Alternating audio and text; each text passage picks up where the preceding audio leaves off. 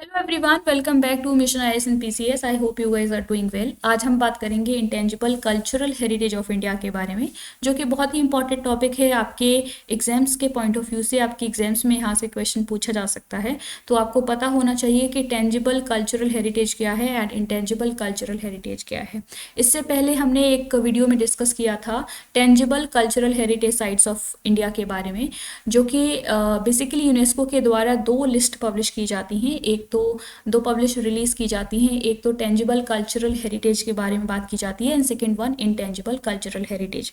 Basically tangible में उन चीज़ों को शामिल किया जाता है जिन चीज़ों को आप टच कर सकते हैं, जैसे कि हमारा कोई हिस्टोरिकल कोई मॉन्यूमेंट है, कोई बिल्डिंग है, कोई साइट है जिनका हिस्टोरिकल इम्पॉर्टेंस है, तो या ह्यूमन बीइंग के लिए जिन चीज़ों का इम्पॉर्टेंस है, तो उनको शामिल किया जाता है टेंजिबल कल्चरल हेरिटेज में। एंड सेकंड ये है यहाँ पर इंटेंजिबल कल्चरल हेरिटेज, जिन चीज़ों को आप टच नहीं कर सकते हैं, जैसे कि हमारा कोई आइडिया है, कोई स्किल, नॉलेज, प्रैक्टिसेस, ट्रेडिशंस, जिन चीज़ों को हम अपने एंसेस्टर्स से इनहेरिट कर रहे हैं, जिनको प्रिजर्व करने की ज़रूरत है, तो इन चीज़ों को शामिल किया जाता है इंटेंजिबल कल्चरल हेरिटेज में। यहाँ पर हम बात करेंगे इंडिया के कॉन्टेक्स्ट में कि इंडिया की कौन कौन सी इंटेंजिबल कल्चरल हेरिटेज हैं जिनको यूनेस्को की लिस्ट में शामिल किया गया है।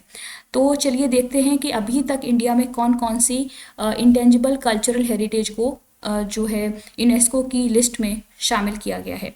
सबसे पहले है रामलीला। रामलीला बेसिकली एक ट्रेडिशनल नाटक है जिसमें रामायण की जो स्टोरी है उसको शोकेस किया जाता है नॉर्थ इंडिया में मेनली, और इसको 2008 में रामलीला को 2008 में यूनेस्को की इंटेंजिबल कल्चरल हेरिटेज में शामिल किया गया है। सेकंड वन है वैदिक चैंटिंग, जिसको 2008 में शामिल किया गया इस लिस्ट में। बेसिकली वैदिक टाइम पीरियड में, एंशिएंट हिस्ट्री में, वैदिक टाइम पीरियड में जो वैदिक कम्युनिटी में जो प्रीस्ट्स होते थे, उनके द्वारा रिचुअल्स के टाइम पर वैदिक चैंटिंग्स पढ़े जाते थे, जो वैदिक मंत्रास होते हैं जो वो बोले जाते थे, लोगों को बताए जाते थे, तो इन्हीं चैंटिंग्स को इंक्लूड किया गया है यूनेस्को की लिस्ट में। थर्ड वन इज कुडियाट्टम, जिसको 2008 में शामिल किया गया लिस्ट में, और ये एक सांस्कृतिक थियोरेटिकल ट्रेडिशन है जिसको केरला में प्रैक्टिस किया जाता है। नेक्स्ट वन इज रमन, जिसको 2009 में शामिल किया गया। ये एक रिलीजियस फेस्टिवल है उत्तराखंड का। Next one is Chhau dance, जिसको 2010 में शामिल किया गया लिस्ट में। ईस्टर्न इंडिया का फेमस डांस है ये छाऊ डांस। कौन से स्टेट का है, ये आप लोगों के लिए क्वेश्चन है, प्लीज इसका आंसर कमेंट बॉक्स में जरूर बताइएगा। Next one is Kalbelia dance, जिसको 2010 में लिस्ट में शामिल किया गया, और ये राजस्थानी फोक डांस है। Next one is Mudiyettu. Mudiyettu को 2010 में शामिल किया गया लिस्ट में, और ये एक रिचुअल डांस ड्रामा है केरला का। Next one is Buddhist chanting, जिसको 2012 में शामिल किया गया लिस्ट में, और ये लद्दाख रीजन में जो प्रीस्ट रहते हैं, बुद्धिस्ट प्रीस्ट, उनके द्वारा इनको बोला जाता है, उनके द्वारा इनको पढ़ा जाता है इन मंत्र को, तो इम्पॉर्टेंट है। अगला है संकीर्ताना, जिसको 2014 में शामिल किया गया। ये एक ritual dance and music form है मणिपुर का। Next one is traditional brass and copper crafts of utensil making, जिसको 2014 में शामिल किया गया यूनेस्को की लिस्ट में। And next one is yoga. Yoga को 2016 में शामिल किया गया। एंड अगला है नवरोज फेस्टिवल। नवरोज फेस्टिवल जो है 2016 में शामिल किया गया। ये एक ईरानियन फेस्टिवल है जिसको पारसी कम्युनिटी के द्वारा न्यू ईयर के रूप में सेलिब्रेट किया जाता है।